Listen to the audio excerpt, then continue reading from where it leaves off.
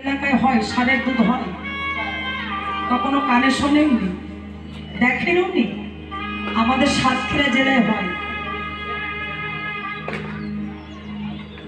ওমা বাস্তব বলছি। আরে বাবা, দোয়াতে জানলে তো হবে।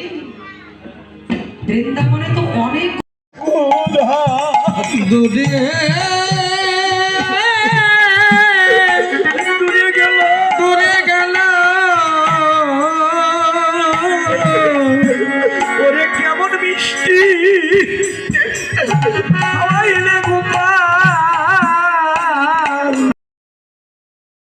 মিষ্টি তুলে দেয়, মিষ্টি নিয়ে গিয়ে তিনটু নদীর মিষ্টি সেবা করে একজন আরেকজনের ডাকে আর বলে ভাই সারা জনম বহু মিষ্টি খেয়েছি, আজকে মিষ্টি সেবা করলাম।